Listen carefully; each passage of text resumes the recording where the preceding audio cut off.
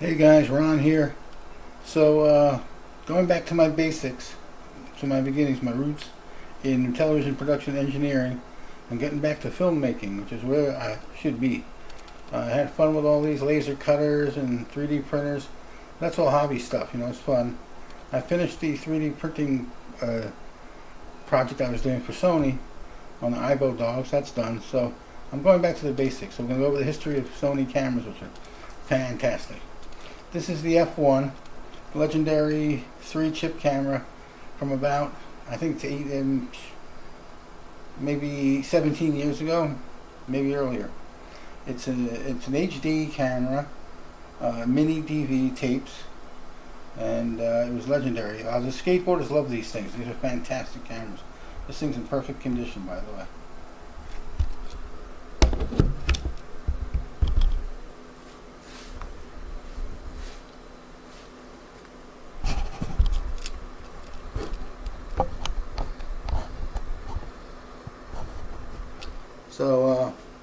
Yeah, it was actually a full broadcast camera of the day.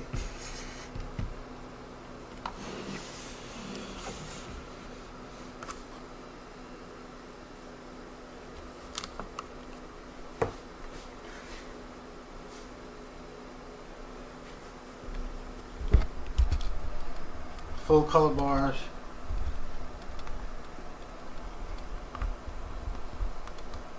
Everything set up.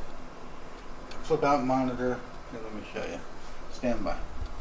So this monitor flips down and twists, so you got a nice viewfinder. Full playback here. Autofocus. Good autofocus, by the way. Color bars, audio, viewfinder. Giant lens hood with a lens cut protection built in. What can I tell you about it? Just a fantastic camera.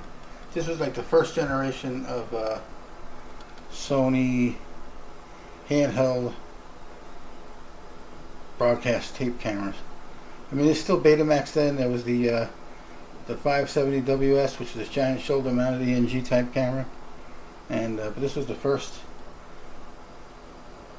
prosumer plus. And the skateboarders love these things. They did fantastic videos with these things. Go full manual or full auto iris, auto focus, everything macro. And this giant lens hood was before the matte box days. It has the hood black built in.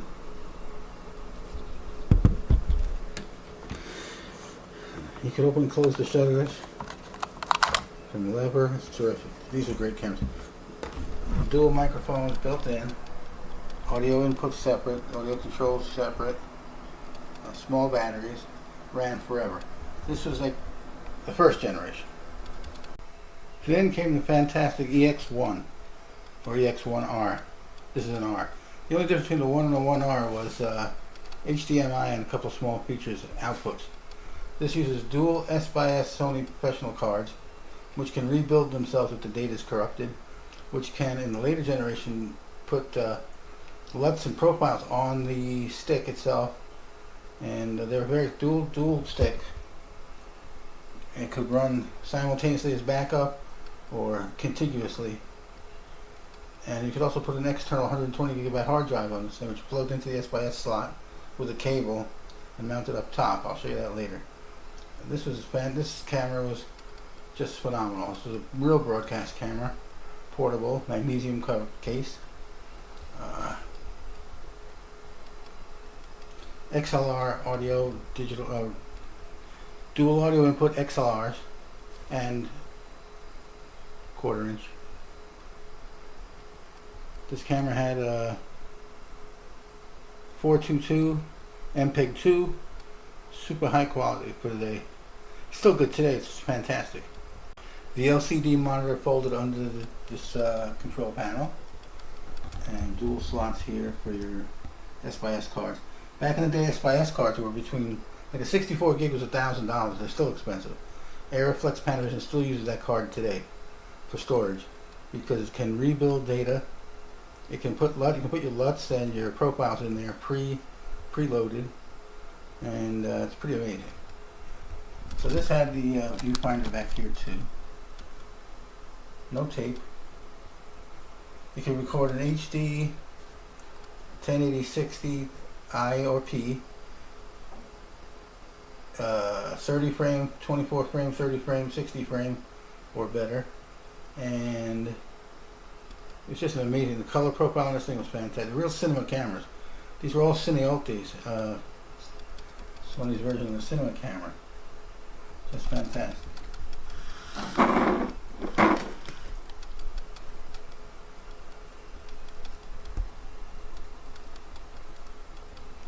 Okay, the next one up. The next generation. Next one up, the next generation is the EX3. This camera is phenomenal. This camera had higher resolution, fast color conversion. I mean, this thing, 35 and 50 megabit per second transfer rates, full broadcast, could do super high speed transfer for the day, for European, even European broadcast television. First camera, removable lens and removable lens options. Big viewfinder. There was an extension piece that went on this, which made it like an eyepiece viewfinder. This has a wireless audio on it for this setup, for this particular setup. All the good stuff, color bars, audio, all that good stuff. Dual card slot. The color geometry on these things were full cinema. They're gorgeous. And these you can do SD and SDI outputs, dual channel, 3G to an external recording device, and you go way up to the 422 cinema quality. Okay, that's fantastic camera. Auto focus, manual or auto everything. Just fantastic. This is a 1/2 inch. This was, I believe, a 2/3 inch. But actually, these might have all been 3-chip 1/2 inch. I think they were. I'll look it up. But Cine Alta, when you see that, you see Sony's legendary color profiles and quality. Next up,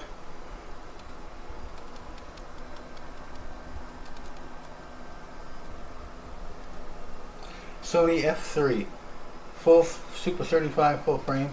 First, I think at the time it was the world's first full frame broadcast camera, cinema camera. Super 35, PL lens mount, or PL lenses, cage, magnesium construction.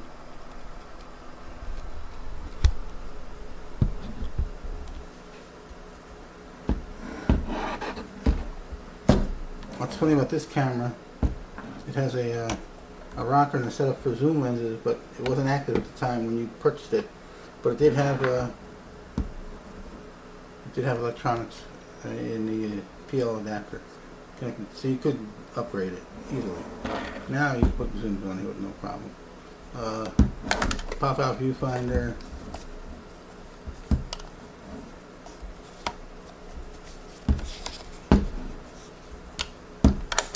Put all your data on here. I got a weird tripod bracket on here, so. This thing used PL lenses, PL mount, which like Panavision, Red cameras, prime lenses. They're big, fat cinema lenses. They're amazing. You could get an 85mm prime lens for about $2,500, $1,800, and all the way up to $50,000. And you get super zooms and all that other stuff. Lenses were crazy in price. They still are to this day. This has a viewfinder up top too. And this has a dual SDI out for super high 422. Here's your dual S/S cards. All your outputs.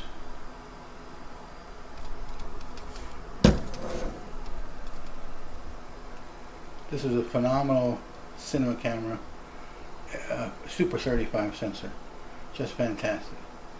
It was $16,999 back in probably 2011-12, and they made one version with a 3-lens kit. And it was another $5,000, so it's like $22,000. They had a 6-lens kit. That kit today still brings $25,000 for the lenses alone. So $42,000 for a package with the 6-lens kit. Dual, of course, They give you a stereo plug, stereo mic, external setup. You can do line mic, 48 volt phantom, all that good stuff. This was a fantastic camera. Still use it to this day. As a matter of fact, my prime lenses are out on the shoot. I got a used, what do we get? Red Scarlet. And everybody's making such a big fuss about them, but I don't know. I mean, today you can get a Scarlet, ready? I use Scarlet with a viewfinder, cage, side handle, powered side handle, monitor, and some other good stuff. Memory cards, hard drives, extra cables, for under 7,500 bucks.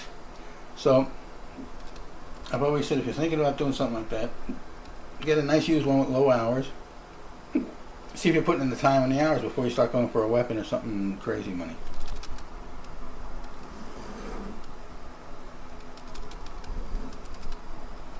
Alright guys, so just that was a quick look around. Oh yes, so this is what your bias cards look like. This is an 8 gig.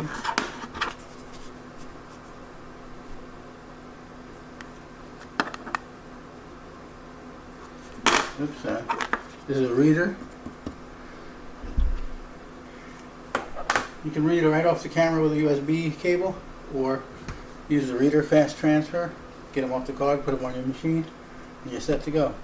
Back in the old days when we were using these, you had to use FireWire or iLink, which is basically FireWire, or a conversion from composite to RGB to some kind of a video reader type program.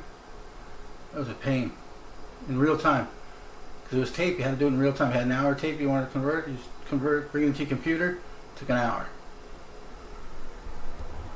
Alright, so just a quick update. I'm going back to my roots, what's happening. Still using my old editing system. Vectra to sleep. Cages and adapters for these cameras. I'll give you a quick look at what's going on in the shop. It's a little crazy here. It's no longer, I'm back to reality. No more hobby shop playing with 3D printers and laser cutters. I'm not going to do that as a business. So I looked them over, reviewed it, learned them, and then went to the next thing. My servers are always up and running. This is what's happening here. The place is a little bit of a mess. That's a great corner for shooting interviews. That's a huge monitor. You sit in front of the guy. If someone can sit in front of that, I can run something behind them and do my interviews.